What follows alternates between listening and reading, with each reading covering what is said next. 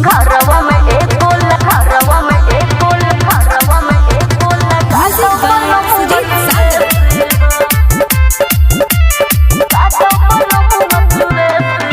जब से आइल बा गर्मी महीना हो, चोली से छूटे पसीना हो। ए राजा सुनो ना, जब से आइल बा गर्मी महीना हो, चोली से छूटे पसीना हो। नाया बाबे अभी जवानी जब भीतर गर्मी लस हो। अरे ली हो तुम आजा धोई के पाजा, ठंडा रही हर में सी हो। घरवा में एगो लगा दो बलम मत वैसी हो। अरे ली हो तुम आजा धोई के पाजा, ठंडा रही हर में सी हो। घरवा में एगो लगा दो बलम मत वैसी हो। सुनो ना, mix by Durga recording studio Thawe.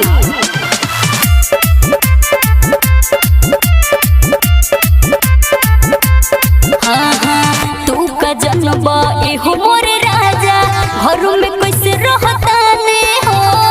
बरफ के जैसे पिघले राजा हमारे कोमल जवानी हो। ए राजा सुन ना, आए हाय तू का जन्म एहो मोरे राजा, घर में कैसे रहता ने हो। बरफ के जैसे पिघले राजा हमारे कोमल जवानी हो। पीके फ्रूटी जाला हो सुती बात बोलल तू बेसी हो। अरे ली हो तुम आजा धोई के पाजा, ठंडा रही हर में सी हो। घरवा में एगो लगा दो बलम मत वैसी हो। अरे मायरे ली हो तुम आजा धोई के पाजा, ठंडा रही हर में सी हो। घरवा में एगो लगा दो बलम मत वैसी हो।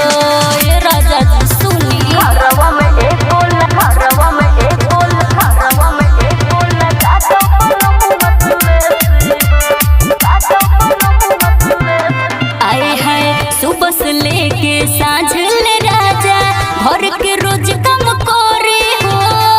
थक जाला हमार दहिया, गर्मी से भीगे साया साड़ी हो। देखो पूरा चपचप हो गइल बा।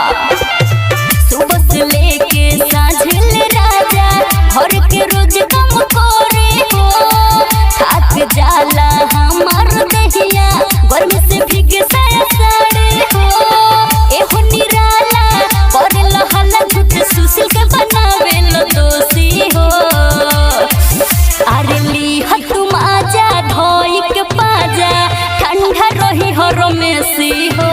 घरवा में एगो लगा दो